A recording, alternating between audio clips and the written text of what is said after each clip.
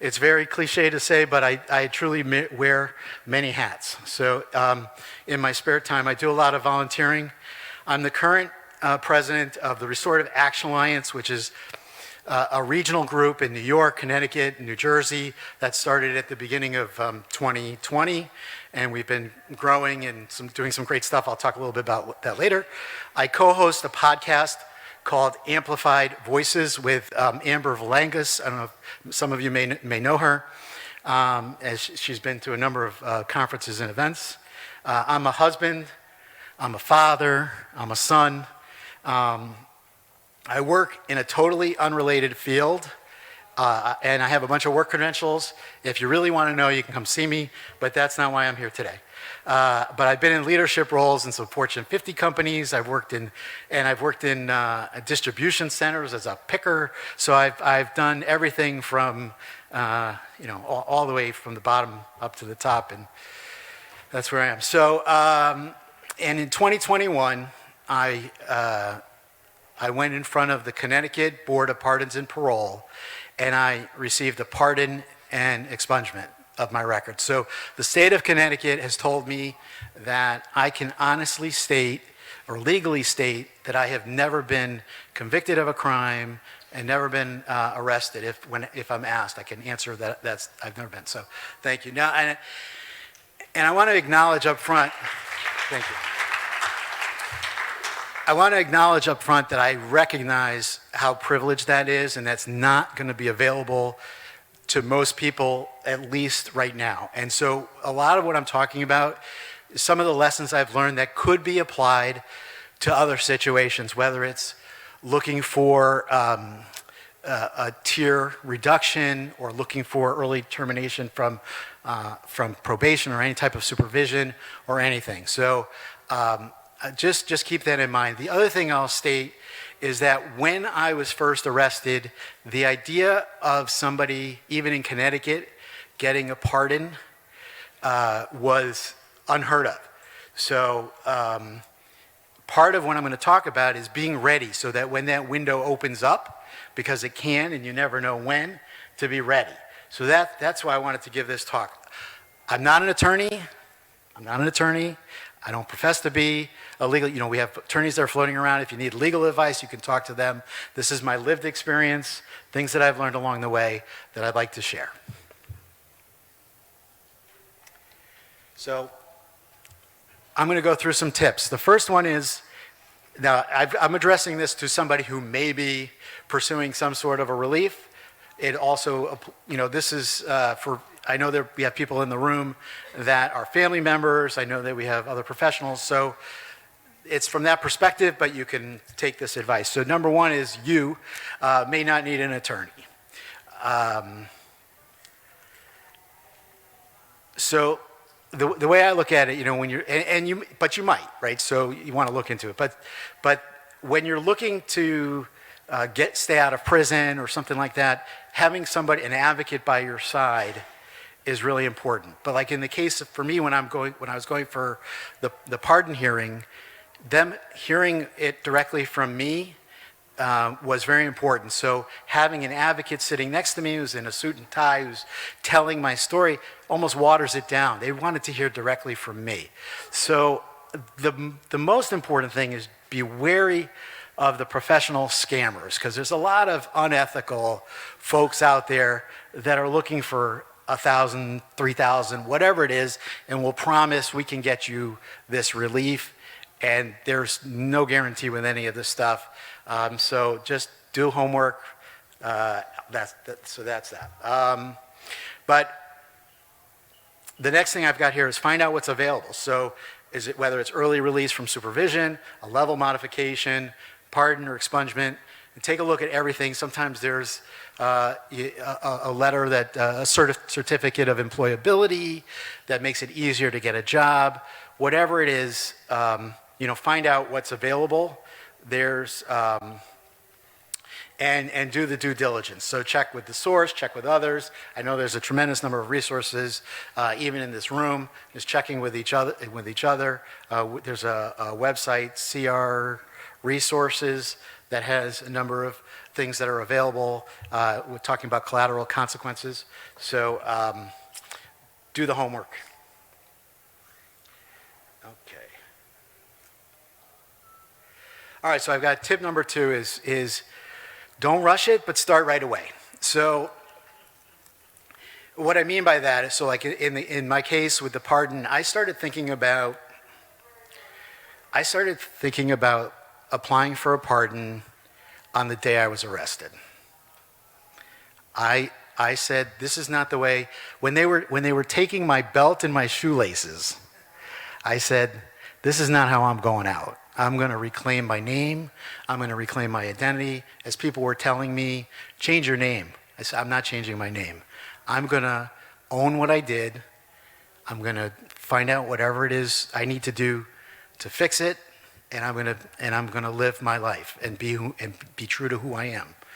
So, but by don't rushing it, I mean, if you're going for some sort of relief, you don't want to go in before you're ready. So you take your time, right? Or if you're advising somebody else, tell them to take their time. Don't go in before you're ready.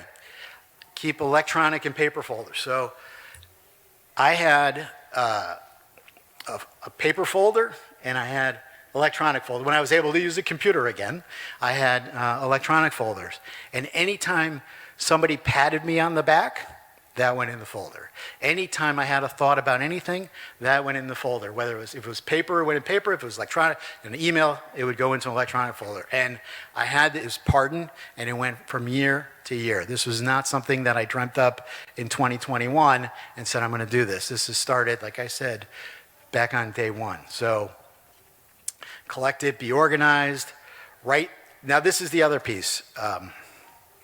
So in the case of the application for the pardon that I went for, there were a number of questions. What was going through your mind at the time of the offense? What did you do? What types of things have you done since? All that. So what I have here is write it, put it aside, come back to it, fix it, repeat it. So I would write something down, put it away, come back to it 6 months later. Put it back in that folder that I talked about. So just making sure that it was just part of a routine, part of something that I did. So it's an evolution, it's a process. It's not a one-time task. And that goes back to the idea of not rushing it.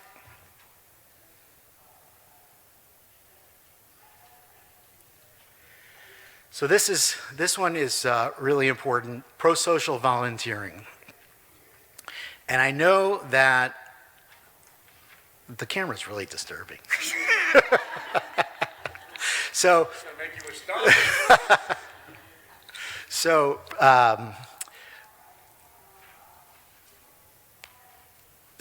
there's a couple points here. So the first is, for somebody who's looking to apply for something, if they don't have anything that's pro-social that they've done, don't even try. But I also know that because of restrictions, because of the stigma, it's very, very difficult to find organizations that will be accepting and welcoming in somebody to say, yes, you can volunteer with us to earn those stripes. So ideally, working with an organization that's accepting and doing something that's pro-social is phenomenal, and be committed to it, not just like one day a year, but get involved in the work. But it doesn't have to be formal.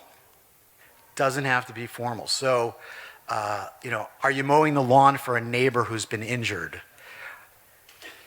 Are you doing something for a parent that's ill? Are you doing something for anybody? So, looking for those opportunities to give back beyond yourself and really doing that. And everything and anything helps. So it could be religious, it could be business related, it could be social justice, it could be family stuff. So that's it. I'll just share. For me, there were a few different aspects to my volunteering. I was fortunate. I was able to volunteer. Somebody I met early on in my journey was with an organization that's a national organization that mentors small businesses owners, helps them start or grow their business. And I went to them looking to see like what are my career options and potentials, and the guy said, hey, you'd be really great working with us a little bit. I helped write some business plans for some businesses. I did some volunteering. I mentored a guy who was starting up a brewery. So it was very rewarding, and to this day I'm still doing some of that. Another one is religious. I joined the board of my synagogue. That's a long story with not a great ending, but I was able to do some really good work through the synagogue and help the community. And then the last thing was in terms of doing social justice type work and social advocacy, that I was able to supplement my pardon application with that type of work. So, like I said, and I did a whole bunch of things, for my family. That I had an aging mother, and my parents needed my help. So there's a lot of things that I was able to do to demonstrate that I was doing positive things. Okay, so the next tip I have is put your own mask on first. So to truly help other people, I needed to be as strong as possible and get myself stabilized. So one of the things that I would say is don't do anything that will threaten your ability to get relief. So part of this can mean a lot of different things, but people, I've seen people jump right into advocacy and they're out there screaming, whatever it is, right? But I can do more good now than I could do at the beginning of my journey. So I think making sure that you're in the best possible position to help other people, you also have to remember not to forget to take care of yourself.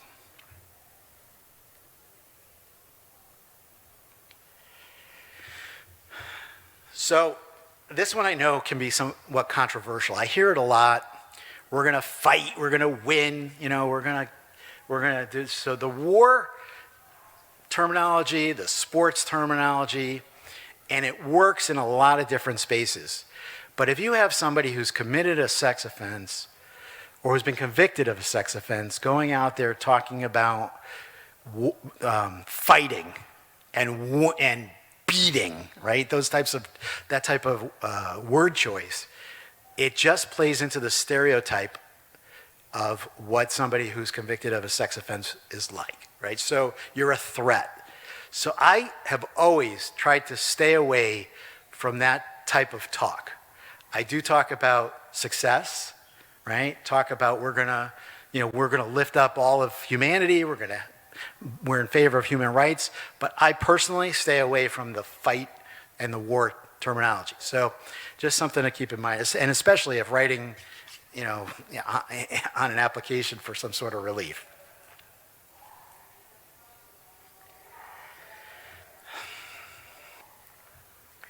All right, you ready for this? Write your own character references. So, Andy's laughing. I think that. So, there's a couple things here. So, what I did was I would write a first draft for the people that I was asking, and I would say, Alexa, I'm going to be going for a pardon, and I'm going to ask you to write me a character reference letter. But I know it can be really difficult, and I don't want to take a lot of your time. But so what I'm going to do is I'm going to give you a draft that I've written. It's in the format that they're asking for, and if you could take a look at it, you can delete anything you want to delete. You can start over if you want. You can add to it. You can take away from it. Whatever you want to do. But I just want to give you a starting point. And people appreciate that. And when I did that, I was very strategic in terms of the people that I gave the letter to. I wrote in their voice, how they would speak about me. And I told parts of the story. I was able to tell parts of the story from the third person instead of writing about myself. every single person that I asked to write a character reference letter for me came back to me and said, absolutely, I'll write it. And when I got back the final version, there was so much stuff added that blew me away. It was, thank you, it was really touching. And because, really? So, I mean, it's really something. So, they appreciate it, they go for it. And when I say write your own character reference letters, I know we've got people in here that are parents. Help your child, help your spouse, help, whatever it is, help them do it. If whoever's the writer, right, do it. I don't know that I would use ChatGPT, but you could try.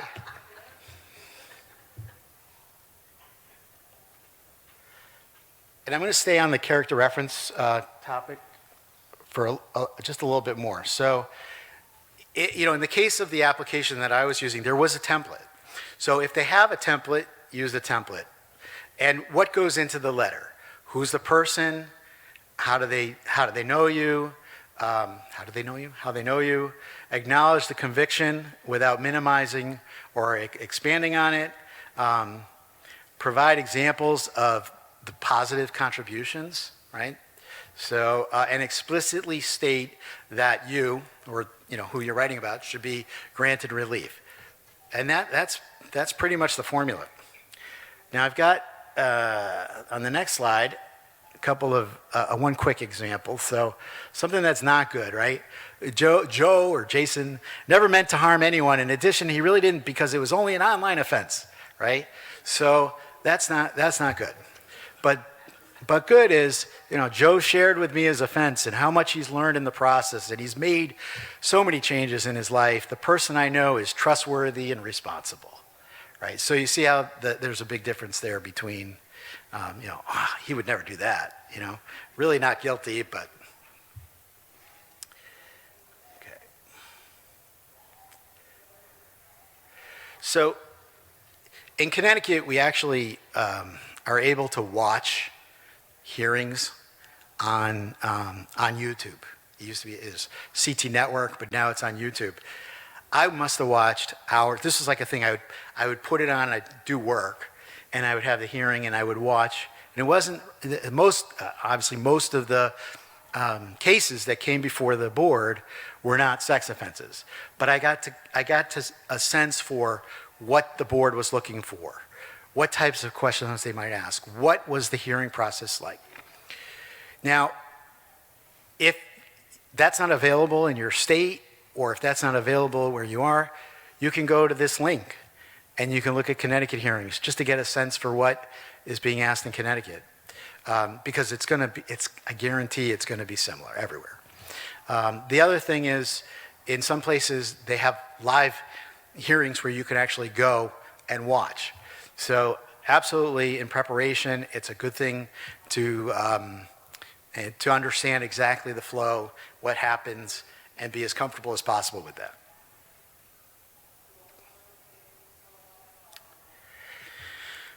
So this is more in terms of the content, in terms of preparing for what goes into a written application, and maybe even speaking about it, but it's really what makes the person the person. It's look critically at what was done, because with a pardon or with some of these reliefs, it's admitting, they're looking for it. You're no longer looking to say not guilty, right? It's I'm guilty, but I'm looking to lessen the collateral consequences of what's happening. So looking critically at that and then putting it into a larger context. So why? What's the why? What was the why of why this happened? And being able to understand it, because being able to articulate that to a board, any type of board or body, like I was in a state of crisis, here's what was going on in my life, I've made these changes, and I've been confronted with similar circumstances, and I have behaved differently, right? I'm not doing the same thing. So being able to understand that and articulate that goes a huge way in terms of showing that type of growth.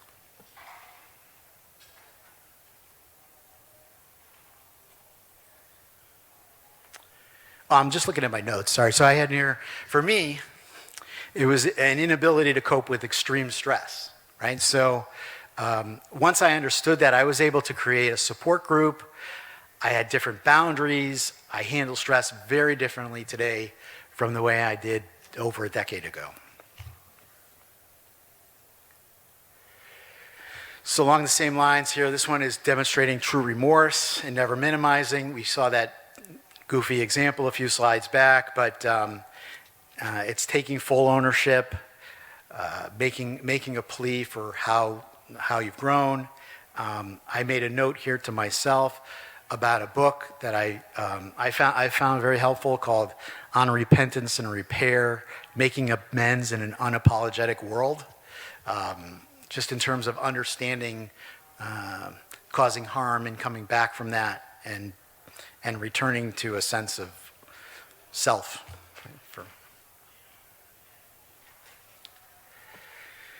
So this one is, in terms of the pardon application, never asked for any type of risk assessment or anything like that. But I sought one out. In Connecticut, we have an organization called CATSO. So it was a CATSO approved. It's part, like I know many people have heard of ATSA. So our version in Connecticut is CATSO. And so I had an assessment done to have them sign off on a risk level that's obviously low. And so, but somebody who's recognized in the field, that's very important.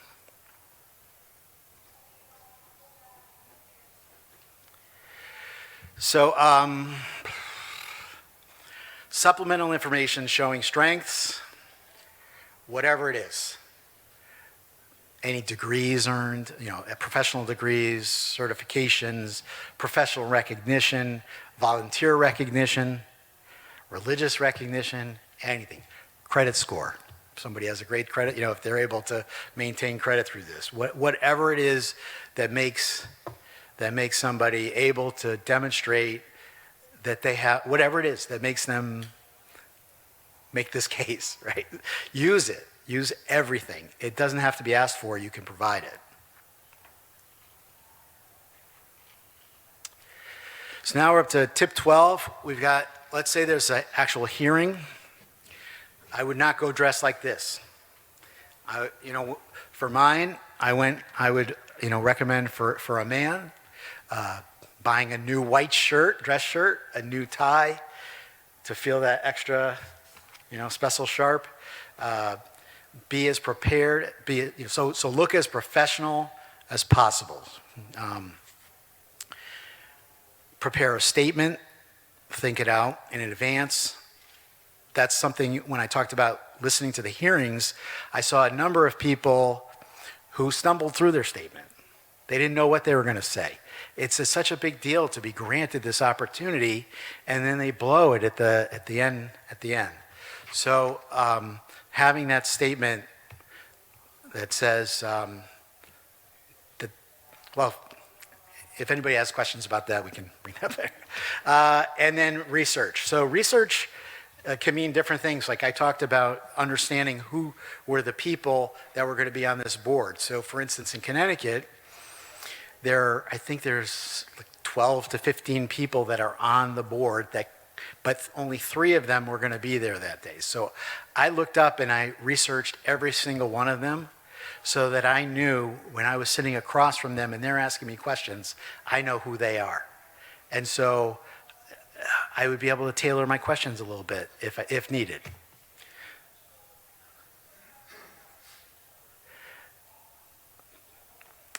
And this one is being prepared for this emotional roller coaster. So this topic's heavy, and going through a process of trying to obtain relief and talking about what you've learned, what was happening at the time of the offense, and trying to get your mind back into it, reliving it, thinking about the possibility of getting the relief, thinking about how your life would be if you didn't ever commit the offense or was convicted in the first place. The whole thing can be a roller coaster. So, that's no different from a lot of things that everybody's going through today, but it's just something, it can be self-imposed because there's nobody saying you have to go for this relief. So it can be a challenge. So just being prepared for that, that was something that surprised me a little bit. And that's pretty much it. I got the good luck here.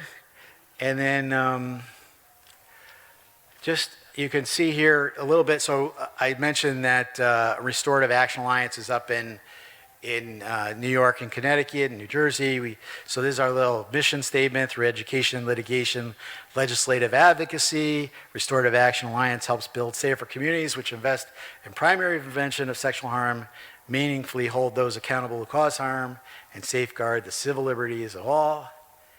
And then here's a quick little blurb about our podcast. Put a little plug in for the Amplified Voices podcast, so you can find it on any major app. You can go to amplifiedvoices.show that's here, or any major podcast app. Our most recent episode, we interviewed, so Amber and I interviewed Emily Horowitz about the book that she just came out with. So a really good discussion, so I hope you get to listen to that. And here we are. I have a couple things that you can, on the way out, you can get. But if you're interested, there's a couple things on Restorative Action Alliance, and then I've got the tips in like a one-page handout sheet. So, thank you. So, thank you. I think that's it, right? Yeah. So, are there any questions?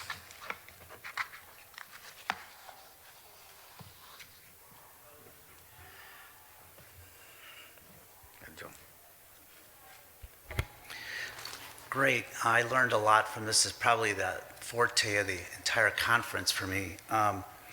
What I wanted to ask was, we're talking about restorative and two things. Was this case that you had, that hearing that you referred to, in reference to what type of case? Was this to get off the registry? Was this what kind of case was it? So I was convicted in 2010. I was on probation for 5 years. I was on the registry in Connecticut for 10. I came off the registry in 2020, which is an interesting story if anybody wants to hear it. In 2020, and then I applied for this pardon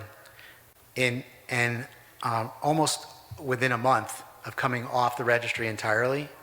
And then it goes through a pre-screening process, and then there's a hearing.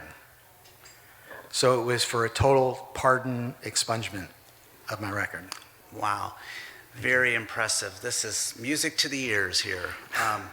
The second part of the question is dealing with, we're talking about restoring your reputation management. So how does one clean up their Google searches? So that's a great question. Remember when I wrote, "Be careful of the scammers"?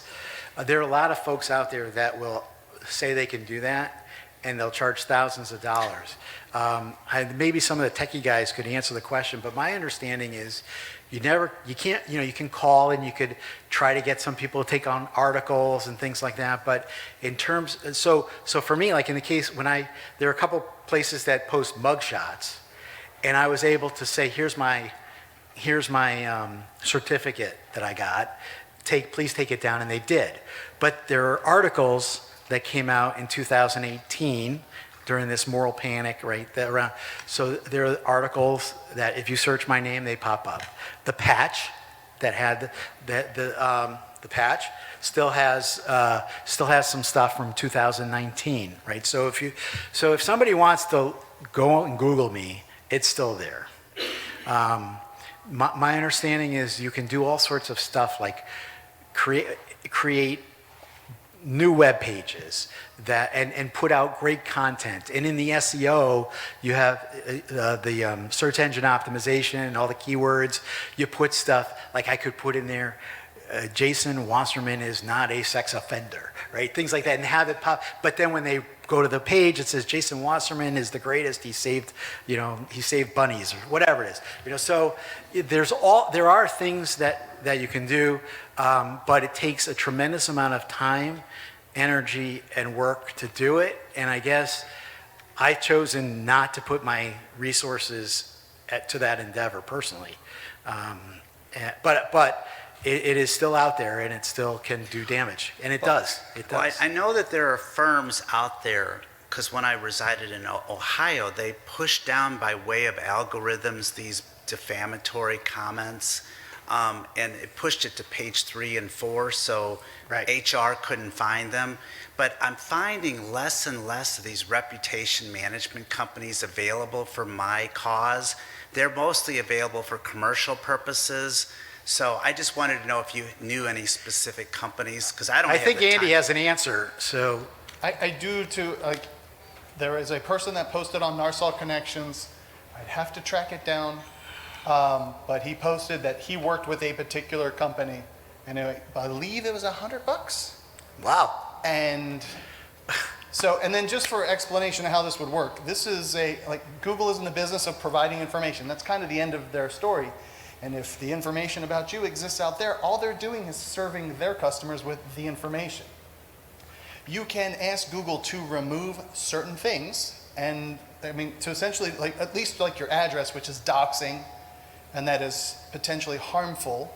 But if it just says, John Doe did this thing, they're probably not going to take that down because it's at least just factual information, or at least potentially factual information. You can then go to the sources of the information and request that they take it down, but they're under no obligation to do so. Well, they have to take it down if it's defamatory and not true now, Exactly, right? exactly. But again, just like on the passport thing, it says this person was convicted of a sexual offense. That's all it says. It's a factual statement. And I'm not trying to contest whether you're innocent or guilty. I'm not talking about that side of it. But that's their business model. But again, and I can go track down the link. I have to finagle some things to go find it. It happened 3-ish months ago, and he wrote a pretty long report on how it went about. But and he had success with it. Okay, thank you. So I'm at the point now where, if somebody wants to bring it up to me, and I say, that happened at a point in time, and I was in crisis back in 2008, and I've grown. I'm a totally, I'm not a totally different person because I'm in the same body. I'm the same, I'm older. I'm wiser. I've gone through a lot, and I'm, so that's who I am today. So and that, what have you ever done anything that's in your past that you're ashamed of or that you wouldn't want broadcast to the entire world? That would be my response to somebody. And everybody has something. Everybody's harmed somebody somewhere. It's just a matter of degree. Thank you for the question. Oh, that was already on. I'm following up a little bit on his first question. I'd like to understand a difference maybe between Connecticut and Michigan law. You've been using the word parole and expungement almost synonymously. Pardon and expungement. Excuse Yes. me, pardon and punishment. Yeah. In Michigan, a pardon is really hard to get, but expungement is much easier. I won't say it's easy, but it's much easier than a pardon. A pardon requires a decision by the governor, and there's only a handful Right. Every 4 years when the governor is reelected. Is it true that in Connecticut that a pardon is the same as an expungement? The quick answer to your question, refer back to the beginning when I said I'm not an attorney. I can speak to my own case, right? I don't know if it's always the case, but in my case, it was both. It was a full pardon. I know there's partial, so there are cases where they can seal the record, but it's still there, so it's different. But in my case, it was completely eliminated. In fact, it's a state case. So then I had a question, what does that mean in terms of registry and the federal level and all that? So I tried reaching out to a bunch of attorneys, and not one could give me a straight answer. And so one of them that's working with us at Restorative Action Alliance in New York said, check your record with the FBI. So I did an identity check to see what would come, what would come back. So I paid to check my own record, and it said that there was nothing there. So as far as they're concerned, there's nothing. As far as the Connecticut's concerned, there's nothing. The one thing that's kind of tripped me up. So I was able to go and get TSA pre-check with and say I never, I answered the question. The question for global reentry, for if you're traveling, there was a question on there that said, did you ever? It was something along the lines of, did you ever receive any type of relief or something? That I wasn't sure how I should legally answer that question. So I said, you know what? Last time I left the country was like a long time ago, and when I do, I'll have to stand in a little bit longer line. I'm not gonna risk it. Okay, thanks. Thank you. I'm going to break the rules and not ask a question. The company that they use is called OneRep, so spelled out ONEREP.com.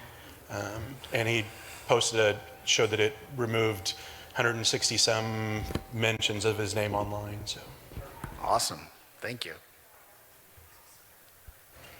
So my question is, my understanding of a pardon is it doesn't necessarily remove the conviction, but because the registry is a civil regulatory scheme and the felony is a criminal level, how were you able to be relieved of the registration? Because So I was already done with the registration okay. before I applied. Okay, all right. So, So I'm not sure how that would. So one thing I left out of the story is in Connecticut, you're allowed to apply for a pardon 5 years after a felony conviction, and I did. I was still on the registry at that point. I was not granted a hearing. I had a pretty good application the first time. And they came back and they said, they gave me the reasons. Number one, you're on the registry. Number two, seriousness of the offense. Number three, not enough time had elapsed. On the same day they told me about seriousness of offense, I mean, I don't like to compare, but on the same day they said serious of offense, they gave a commutation to a woman who had killed her child. And so it was, they were not granting anyone a hearing who was on the registry at that point. I've seen a couple people who have gone in front of the board who were still on the registry, but I don't know them personally, and I don't know their case or how that. It's confusing, right? I mean, Right. I don't know the answer. yeah, and that's the only reason why it's like, well, that's an avenue. I could get a pardon, but then I couldn't. The civil regulatory scheme doesn't get absolved. So Yeah, if it's not an expungement, I don't know. That's a question for the attorneys and Okay. how that I could just work. was curious. I know you would think that if the governor or somebody came or whoever the governor appointed or however it works says that you are deserving, that you've shown that you've reached this level, that you're able to be relieved of that everything would be. But unfortunately, I don't know the answer. And once again, I want to emphasize, what I said at the beginning. I know that in most places it's not available to have pardon, but there still are things that people do need to use some of these tips for, whether it's looking to get onto a lower tier, whether it's looking to come off of supervision early, maybe it's getting an exception to be able to live somewhere or work somewhere, whatever it is. I mean, thinking about all the things that could go into this, help, having it ready for whatever you need, having that documentation ready, having character reference letters ready is a good thing. I had, there was a guy that I talked about when I was at the synagogue, there was a man in the synagogue who was really respected, and we had a friendship, older guy, and I knew I wasn't going to be applying for like 2 years for the pardon, and I asked him to write me a character reference letter 2 years before, because who knows what position he'd be in 2 years later, So it's always thinking ahead and having those things ready and building a whole portfolio of the documentation that's going to be needed for whatever. And you never know when the window of opportunity is going to present itself. You'd never know when the politics in your town or your city or your county or state shift one way or the other, and there's a window of opportunity. So to be as ready as possible for that window is always a good thing. And some of these things in here just help in terms of, because I remember, being on probation and thinking, I'm being told what I shouldn't do.